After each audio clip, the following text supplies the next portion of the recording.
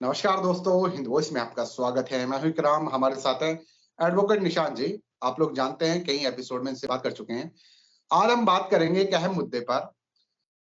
बहुत सारे लोग ये डिमांड हमेशा करते हैं कि जब भी कोई देश में बलात्कार की घटना होती है और वो बहुत ज्यादा तादाद पर मीडिया से दिखाता है और ये दिखाने की कोशिश करता है कि महिलाएं सुरक्षित नहीं है, तो बलात्कार के मामले में फांसी की मांग करता है।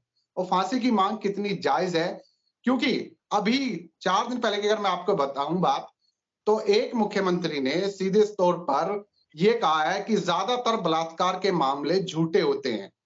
तो ऐसे में बलात्कार के लिए फांसी की मांग कितनी जायज है, इस पर भी चर्चा करेंगे। तो सर, पहला सवाल आपसे, क्योंकि आप सारी चीजें जानते हैं और बिल्किस बानो के लिए लोग ये डिमांड कर रहे हैं कि जिनकी सजा पूरी हो चुकी है उन्हें फांसी पे चढ़ा दो, तो फांसी की मांग बलात्कार के लिए कितनी जायज है? इकराम जी, जी मैंने ना आईपीसी खोली है, जी इसी क्वेश्चन की खोली थी।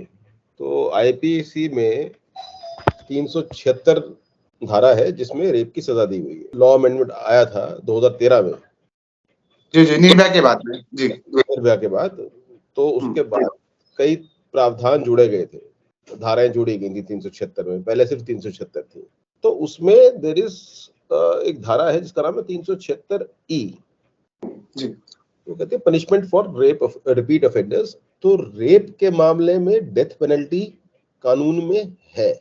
Understand, in the first video itself I told you, first में या सेकंड में ध्यान नहीं मुझे, कि क्राइम का ना पीछे इंटेंट देखा जाता है कि इंटेंट क्या है। Right right. तो अगर बहुत ही ज्यादा rape is rape, but every rape is not same. Understand, you know, एक लड़की का रेप होता है और निर्भया वाला जो कांड हुआ था या बिल्किस बानो वाला जो हुआ, मीन आसमान, they are apparently different. Hathras की घटना देख लीजिए जी। तो हाथरस है, उन्नाव है, थोड़े से वो अलग हैं, ठीक है, बट बहरहाल तो आप सब रेप्स को एक तराजू में नहीं तोल सकते। So that's one. So punishment of death in the case of rape is very well there in IPC. तो मुझे पता नहीं किस चीज की डिमांड हो रही है, पहली बात तो ये। दूसरी बात, how wise it is okay that a person should be given a death penalty. हमारी देखिए, there are two subjects, one is criminology and another is penology. Penology means study of punishments. मैं बहुत ज्यादा इस चीज का मैं इस चीज के पक्ष में नहीं हूं कि जो कोई सजा दे उसको आप जेल में डाल दो, ठीक है। मैं बहुत ज्यादा उसके अंदर बिलीव नहीं करता। कुत्ता है, गली में है जी और वो काटता है लोगों को, तो क्या करते हैं?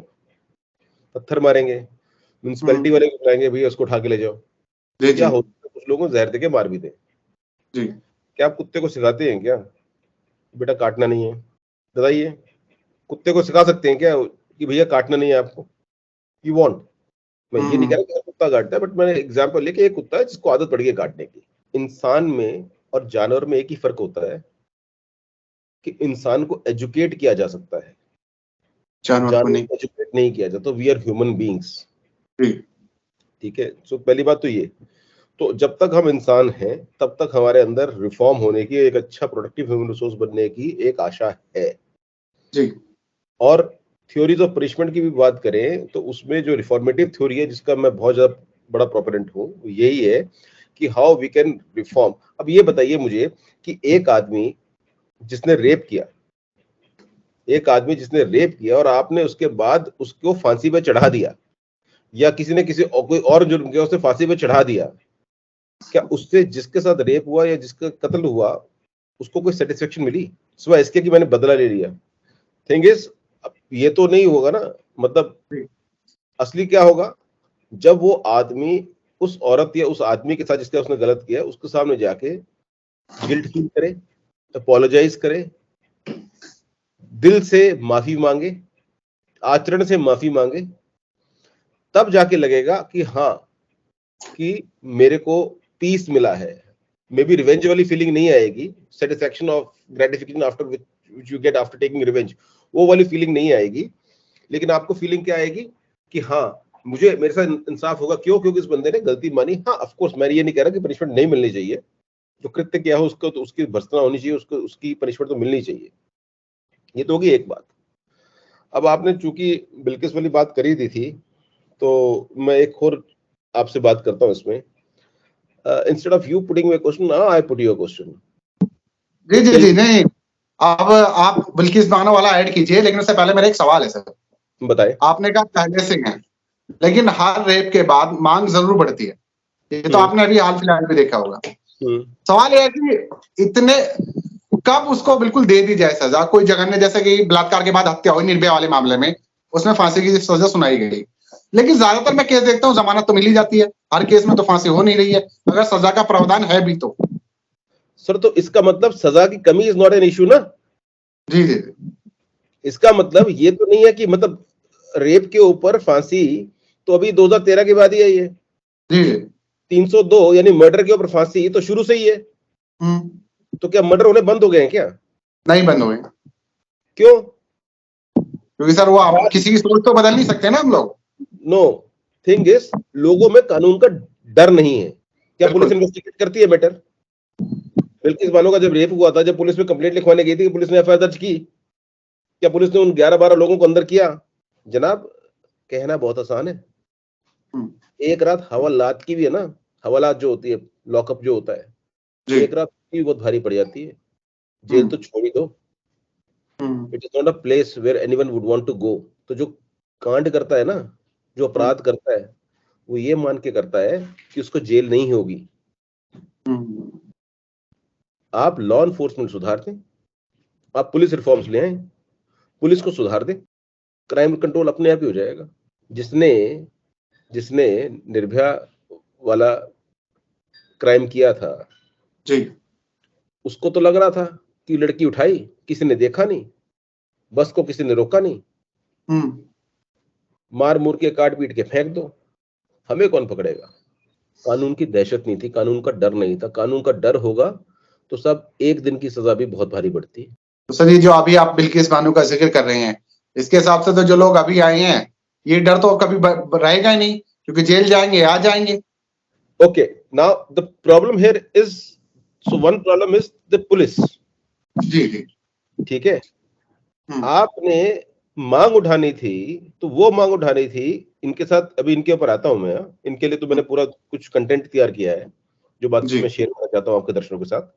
जी जी, बताइए। आपने वो जो पुलिस ऑफिसर्स थे, right from the investigation officer who may be an ASI और SI up till the commissioner level, क्या आपने उनकी डिसमिसल की मांग करी? डिसमिसल के अलावा क्या आपने मांग करी कि उनको खोद के लेके आओ? अगर ये रेप था, मेरे ख्याल से एक ही शायद अफसर जो है वो प्रोसिक्यूट हुआ था, मेरे ख्याल दूसरी को सजा मिली थी। Why not the commissioner, why not the superintendent of police, जो एसीपी जो भी रहा होगा जी, why not DGP, why not the SHO of the police station where she went? Sir कोई पूछता ही नहीं। इनको आप लामबंद कर देते, इनको आप लामबंद कर देते, वे देखते सब सीधे हो जाते। प्रॉब्लम इज हम लोग है ना, देखिए अगर मैं किसी के पेट में चाकू घोंप दूं, can I take a plea कि ये जुर्म मेरे हाथ ने किया, मैंने नहीं किया? कराने वाला तो मैं ही हूं ना। बिल्कुल। ये लोग जो बिल्किस बानो कांड के थे, स्पेसिफिक टू दिस,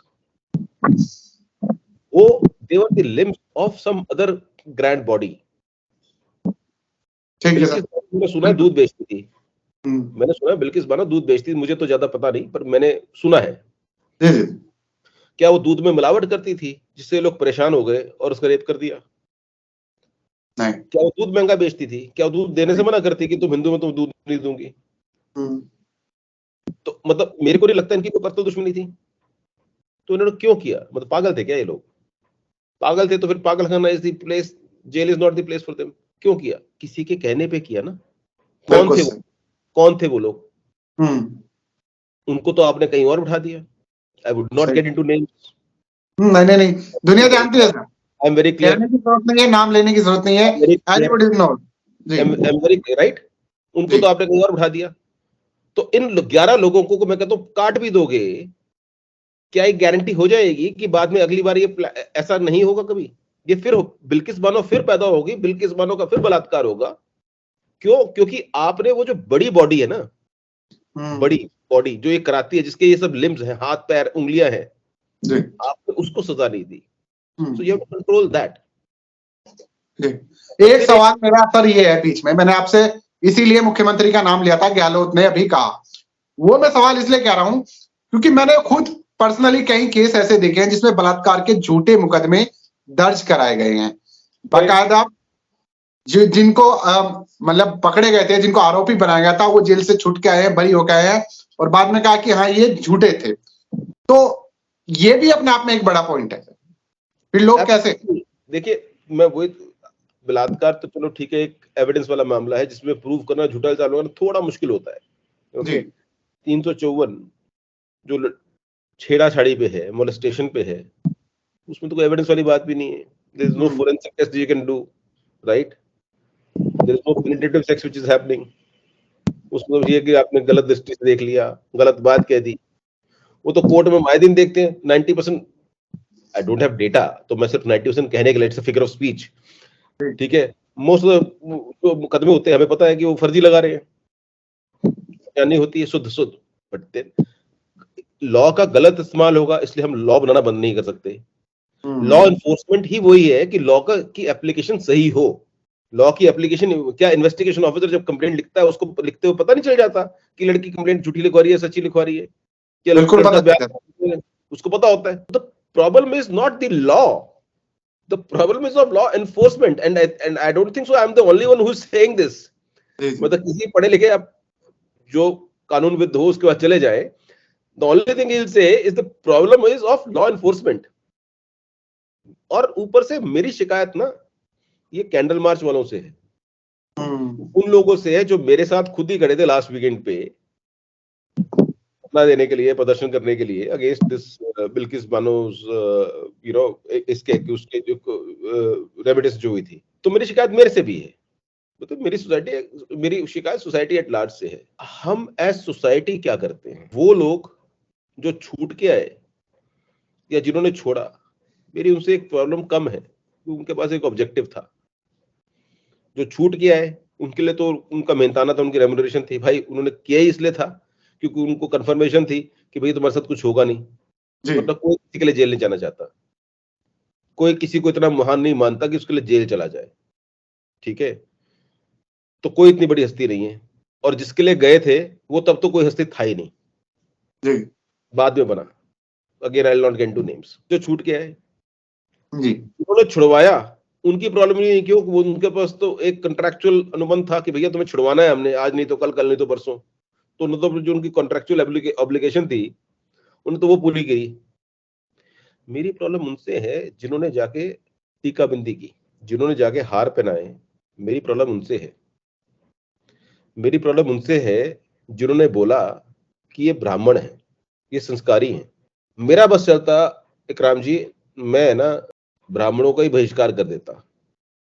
जो लोग ब्राह्मण कहते हैं, नहीं, सुन लीजिए, कोई भी कंट्रोवर्शियल बात नहीं कहूंगा जी जी। वैसे बातें मेरी सारी कंट्रोवर्शियल होती है, फिर भी मेरे हिसाब से कोई कंट्रोवर्शियल बात नहीं कर रहा। मैं सारे ब्राह्मणों का बहिष्कार कर देता। क्यों? जो समाज अपने आप को ब्राह्मण समाज कहता है, क्या उन्होंने खुल के भर्त्सना की उस एमएलए की या मंत्री जो भी था वो? Useless piece of crap, douche bag. भेज देना उसको वीडियो अगर आपके पास नंबर हो तो।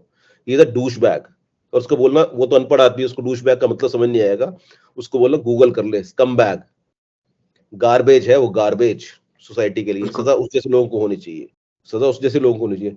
क्या ब्राह्मण समाज जो अपने ब्राह्मण कहता है, मैं उनको ब्राह्मण नहीं मानता, ठीक है। मैं अंबेडकर साहब की थ्योरी में बहुत ज्यादा यकीन नहीं रखता, मैं मनुस्मृति में बहुत ज्यादा यकीन नहीं रखता, उस पॉइंट पे भी छोटा सा मैं अपना मत रखूंगा। ये जो थे ब्राह्मण, अपने आप को सोकल ब्राह्मण कहते हैं, क्या उन्होंने कहा कि हम इन लोगों को ब्राह्मण समाज से बेदखल करते हैं? If they are the representatives of Brahmin samaj, if they are the symbols of Brahmin samaj, अगर ब्राह्मण समाज के प्रतीक है, तो हमें ऐसे प्रतीक चिन्ह नहीं चाहिए। किया क्या उन्होंने? किया क्या? मेरी प्रॉब्लम इससे है। हेंस मेरी प्रॉब्लम एक लॉ एनफोर्समेंट से है और दूसरी सोसाइटी से है।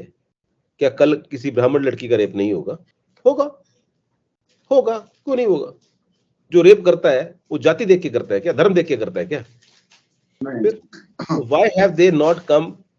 अरे वो लोग जो अपने आप को सभ्य समाज का हिस्सा कहते हैं, पढ़े लिखे कहते हैं पीछे, लेकिन उनको शर्मा या वाजपेयी या तिवारी या चतुर्वेदी कुछ लिखा होता है, वो सारे के मथुरा के पंडे तो नहीं ना है, बनारस के पंडे तो नहीं है ना वो।